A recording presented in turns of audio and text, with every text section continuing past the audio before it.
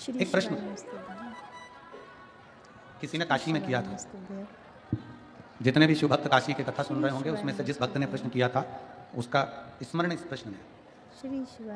एक भक्त ने प्रश्न किया कि गुरु जी, शमशान शंकर भगवान का है,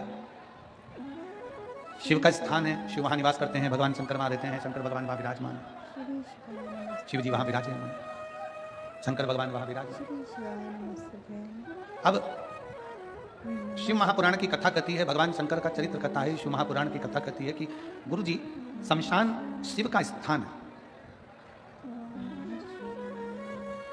वहां जब किसी मुर्दे का अंतिम संस्कार होता है, जब किसी को अंतिम संस्कार किया जाता है, अग्नि में चिता पर उसको लेटाया जाता है, राख जो एकत्रित होती है, राख जो भस्म जो राख एकत्रित होती है, वो भस्म वो राख आखिरी में उसको उठाकर विसर्जन क्यों किया जाता है? श्री शिवाय नमस्ते। इधर का तो नहीं मालूम हमको, पर हमारे उधर का मालूम है कि तीसरे दिन राख को समेटने के लिए जाते हैं। इधर भी जाते हैं, राख समेटने के लिए, खारी समेटने के लिए, अस्थियां संचय के लिए जाते हैं। किस लिए, क्यों, कोई भी सनातन धर्म के अगर अंदर कोई भी चीज हो रही है, जैसे अस्थि संचय हो रही है या राख एकत्रित कर विसर्जन कर रहे हैं या कोई भी चीज हो रही है, सनातन धर्म में यह शास्त्र से विमुख नहीं है, शास्त्र के अंतर्गत।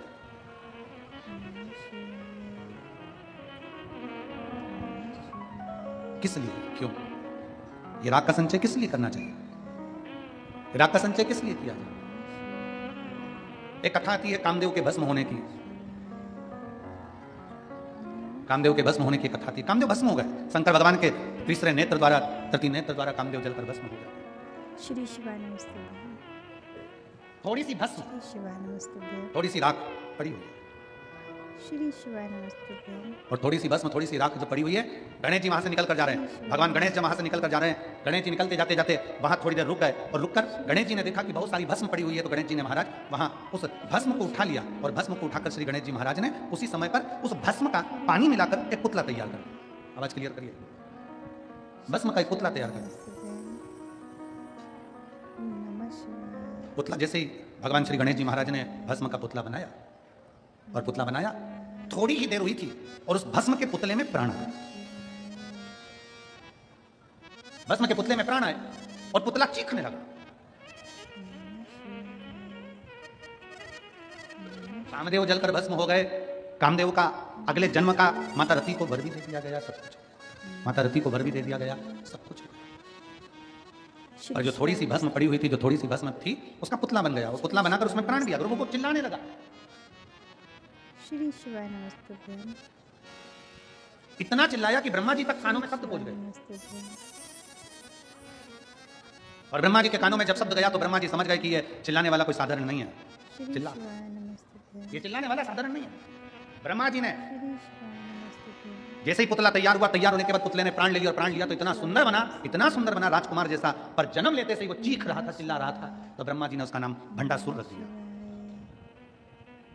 कामदेव की भस्म का पुतला गणेश जी ने बनाया, राख लगे उस पुतले का जन्म हुआ, एक बालक ने जन्म लिया, एक राजकुमार के रूप में, उसका नाम भंडासुर।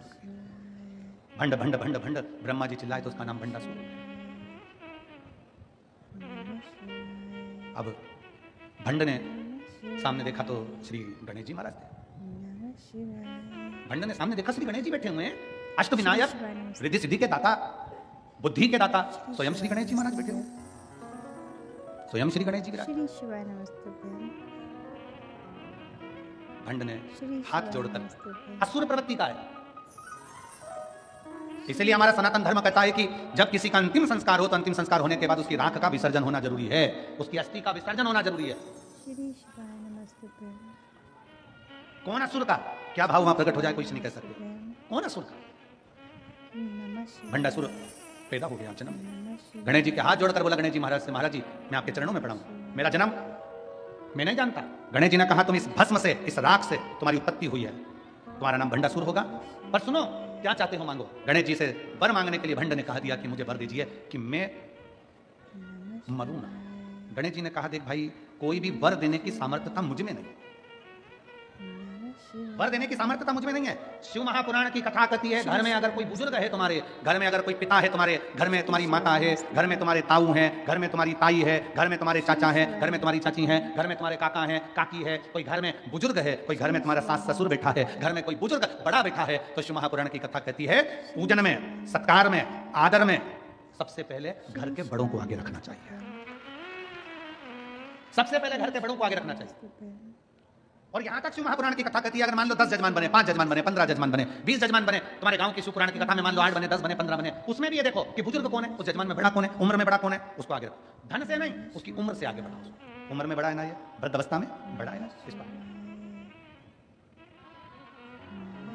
हर हर महादेव साथियों, आज की वीडियो में दी गई जानकारी अगर आपको अच्छी लगी हो, लाभदायक लगी हो, उपयोगी लगी हो आज की वीडियो, तो प्लीज़ वीडियो को लाइक कीजिएगा। और ऐसी ही और वीडियोस के लिए और गुरुदेव द्वारा बताए गए नए नए उपायों को जानने के लिए मेरे चैनल को सब्सक्राइब कीजिएगा। मिलते हैं गुरुदेव के अगले उपाय के साथ या ऐसी ही किसी रोचक और लाभदायक जानकारी के साथ। तब तक के लिए अपना और अपनों का ख्याल रखिए। सादर जय श्री कृष्णा। श्री शिवाय नमस्तुभ्यम। हर हर महादेव। सभी शिव भक्तों को मेरा प्रणाम। गुरुदेव के चरणों में शत शत नमन। हर हर महादेव।